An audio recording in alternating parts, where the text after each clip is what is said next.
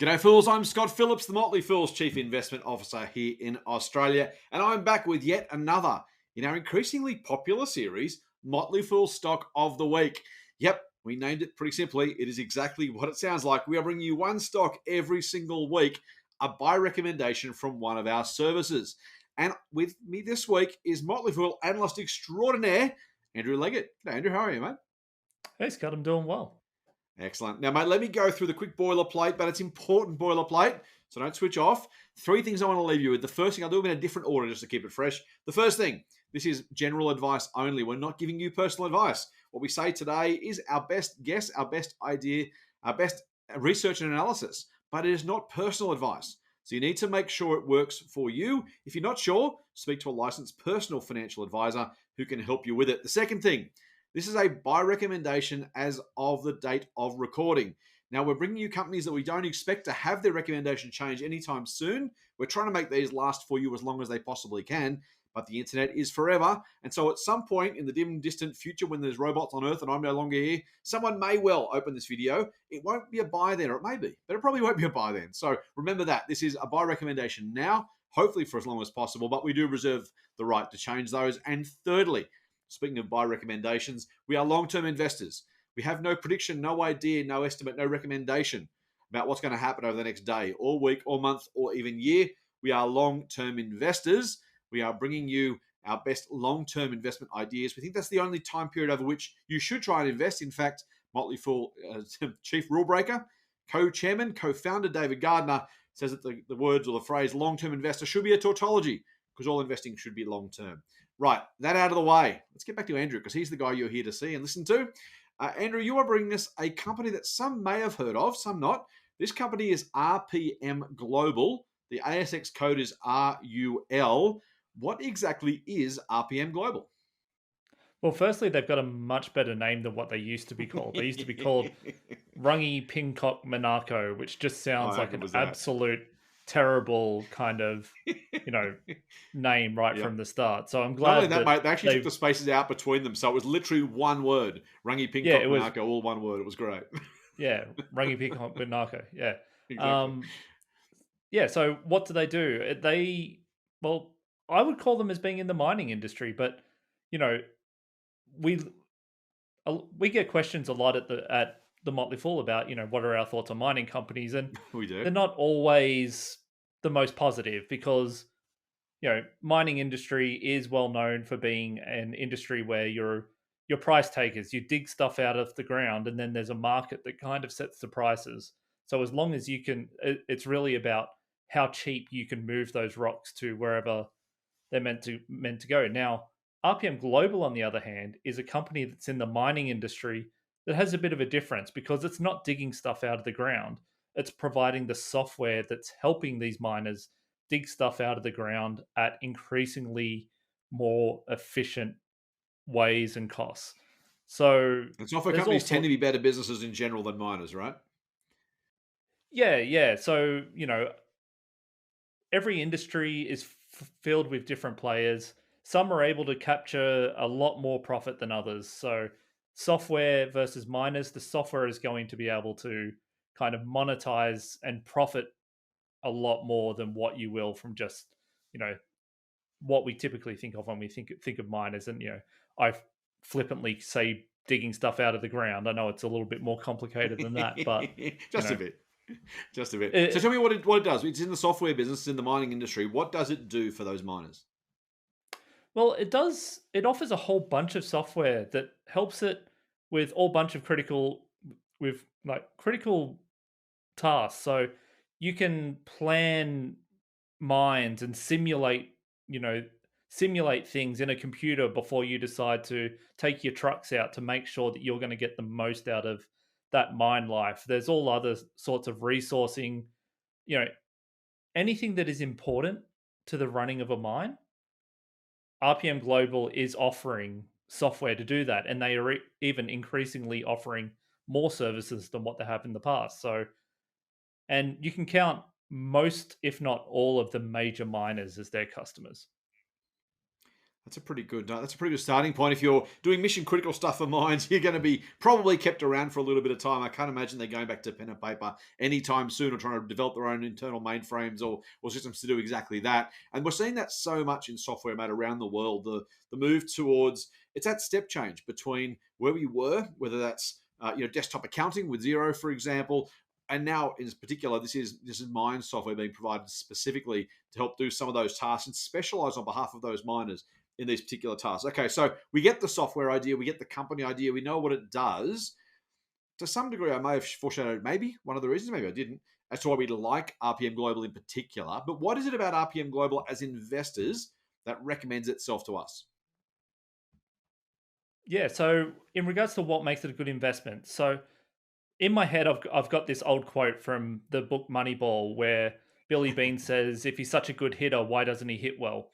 And I think for RPM Global, people could Yeah, say something similar: as if this is such a growing company, why isn't it growing? Because if you look it's a at fair question. its recent, if you look at its recent accounts, and its financial statements, you're not going to see a lot of top line revenue growth there. In fact, you know, the first 6 months of this financial year, it went backwards. I think between 2010 and 2019, it went backwards as well. So, yeah, You're it's a not good feeling with question to confidence ask. yet, mate. I've asked you why you like it. You told me the revenue is falling. I'm sure there's something that deep down that you're going to tell me is worth buying RPM Global. But yeah, the devil is always in the detail, as we know. So, It is. if you dig into that company, you will see what they are going through an evolution. So, previously, RPM Global was selling its software as a what we call a perpetual license business model, which is you pay a large amount of money for a bit of software, you install that software, and then you own that software forever. So that is great, and it's worked for some companies in the past. But what we've seen across multiple places in the past year is this shift away from perpetual license to what we could now call, and going to introduce another term here, software as a service, which basically means that you're going to instead, there's going to be software that's hosted on the cloud. You will then purchase a subscription to that software, and you will pay an amount each month or each year, whatever the contract terms are, for as long as you find that software useful. Now, there's some benefits here. So, but going back to the impact about why is an RPM Global appearing to be a growth company, even though it is. So think of it this way: you've just sold $1,000 software, but now you're replacing that with software that's going to charge $1 a month for a number of years. So you're seeing these really big lump sums come off the income statement.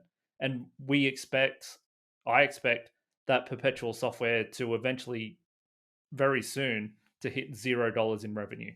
And you're replacing that $1,000 lump sum with multiple $1 payments. So these smaller amounts.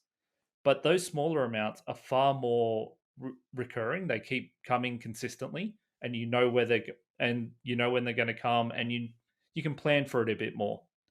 So it's what some people call the SaaS cliff. So we're at this point at the moment where revenue from all these big lump sums are falling, whilst the software as a service is revenues is increasing. So there's this little gap valley there that we're currently in. But eventually that perpetual license software is going to go to zero, and that recurring revenue, the subscription revenue, is going to be far exceeding that. And that's when you're going to see this growth, which is happening between the first 6 months of 2021 and the first 6 months of 2020. That recurring subscription software element actually increased 65%. You just don't see it you just don't see it in the the overall group figures because of the fall in the perpetual license. So now that we've gone over the shift, now what does that mean? Now, it's a very profitable business model because you're getting all this recurring money come in, but the costs of adding new users, new customers doesn't doesn't rise along with it. In fact, the I hate using these kind of technical terms, but the incremental cost of adding a new customer is very little. So eventually, as this pool of subscription revenue keeps growing, the costs that are associated with that don't rise at the same pace, which means more and more money will end up flowing to that bottom line, the profit. And that's what you want. And I think as of March, I think that annualized recurring revenue element, this what that the amount of revenue that they got from subscriptions, that if you then kind of look forward 12 months as to how much it would roughly be, is currently just under 20 million. So it's a large sum. So this is a business that's currently undergoing a shift to a more profitable business model. Hmm. But because it's actually in the middle of it or just coming to the end of it, it's still not showing up in the numbers yet. And that's what I believe provides the opportunity. So value hidden in plain sight to some degree. It's fair to say, I think, and correct me if I'm wrong, but we expect and I'll use a jargon term this time, the lifetime value of a customer under the subscription model, business model, is likely to be higher than their perpetual license selves. So they might have bought a perpetual license once, maybe they paid some maintenance, maybe they didn't, maybe they upgraded the software, maybe they never did. In this case, the company expects that those companies are worth more, customers are worth more to them as monthly license subscribers than as perpetual license buyers. Is that right? Yeah, I think that's completely accurate. And it's also likely, we think, that people will be more likely to take their software because rather than having to put, and you use very small numbers, of course, in a mining world, it may be a 5, 6, I don't imagine 7 figure, certainly a 6-figure license fee up front versus a much smaller monthly or yearly subscription fee. It's also less taxing on the company's balance sheet, P&L, and frankly, CFOs tend to like it a lot more if they can pay small amounts regularly rather than one big number up front as well. So it's also a more attractive option for purchasers, right, on the same basis. Yeah, and what we've seen from the company announcements is most of these subscription software subscriptions Mm. are currently in the 3 to 5 years. So that's a lot of Mm. years of what to expect of increase, consistent cash flow coming in. And a Yeah. business can survive without profits. A business can't survive without cash. So, I think I can see why CFOs and a whole bunch of people enjoy That's right. like this software as a subscription business a lot Yeah. more than the far lumpier perpetual license business. It's cash that pays the bills, isn't it? Mate, before we keep going, just a reminder, this Stock of the Week is available as a podcast through Motley Fool Money. Jump on your usual podcast feeds, or if you're listening to it on the podcast, go the other way, jump on our YouTube channel, because it's also a YouTube video where you can see, well, I don't know if you want to see my face or not, but you can, should you choose to. And also see Andrew. You can see the smiles on our faces and get a bit more of a full picture. So if you're listening on the podcast, check out the YouTube channel. If you're watching on YouTube, don't forget to check out the podcast. All right, mate, let's add over. Let's get back to it. We always at the Motley Fool like to present, I wouldn't say an even story. We don't try and equalize the risks and the opportunities, but we do like to highlight the risks where they exist. It wouldn't be a buy recommendation if we didn't think the upside well and truly covered the downside, but there is some downside risk. So maybe you can just share with us some of the risks of investing in RPM Global. Yeah, sure. So we've talked a lot about this transition that they're going on, and the biggest Mm. risk is that that transition doesn't play out. Some companies have tried this before and didn't quite, it didn't quite become as lucrative as they thought. So that would be the Mm. biggest risk, because that is essentially our investment thesis is based on Mm. this successful transition away from perpetual license to software as a service. Now there's always it's the mining industry that they service. Now this is a very cyclical industry with prices that peak and bust frequently over a 10-year period. Now what that could mean is that in times when commodity prices aren't as low, Mm. that paying money for a new service to help them run their mines might not be the greatest source of money, especially because they may actually be pulling back mining activities during those times when prices are lower. Mm. So that's a risk as well. And that's just part of the industry. And then there's always competition as well. It doesn't take much to create software. It Mm. takes a lot to create really good software, but Mm. I've got no doubt that there are people probably in some, you know, In a garage accelerator somewhere. program or something that is Yeah. trying to find or build software that they think will do things better than RPM Global. Now RPM Global has the, relationships already, but if something better and or cheaper comes along, that could take, you know, that could take part of their customers away. And as we've talked about, that leverage where revenue increases far greater than costs is great when things are going in the right direction. If they go in the opposite direction, Yeah. I don't think that's the case here, but it could happen. When it Yeah. goes in the opposite direction, it's just as it can be very bad just as much as it can be very good when things are doing it when things are going the way that we want it. So those are Very good, kind mate. of the Thank you. summary of what I see as the major risks of RPM Global at the moment. Perfect, mate. Thank you for that summary. It's important to do. All right, here's where the rubber hits the road, mate. This is the 30-second, 45-second, 60-second elevator pitch. After everything you've just shared with our listeners and viewers, give us the wrap up, mate. Give us the something like somewhere between 30 and 60-second pitch. Why should our listeners and viewers buy RPM Global today? Okay, so RPM Global is a software company that services the biggest names in mining to help them do things better. And currently, because they're going through this transition that we have been talking about, we think that the numbers that are coming through for the company currently aren't doing the company justice and that there is a far brighter future ahead. How's Nicely that? done. There you go, fools. Andrew Legget, Motley Fool analyst extraordinaire, and a fellow Motley Fool share advisor analyst, works with me on that service as well as others. But I'm pretty proud to work with Andrew. Fools, we hope you've enjoyed Motley Fool Stock of the Week. We will be back next week, same bat time, same bat channel. If you're under 45, just trust me, that was a saying that people used to know in the old days. We will bring you another Motley Fool Stock of the Week on YouTube, on the podcast channel you're now listening through. And of course, don't forget, jump onto our socials. You can get us now. Andrew, remind me what your Twitter handle is.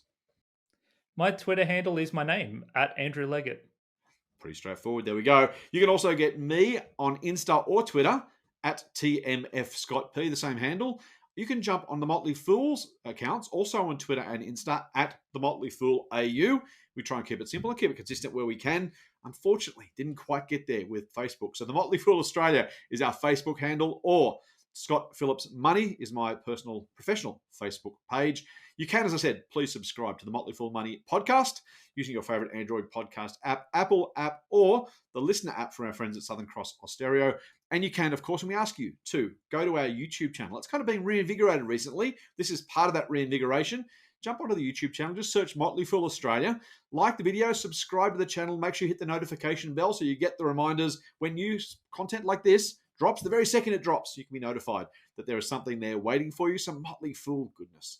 Until then, fool on.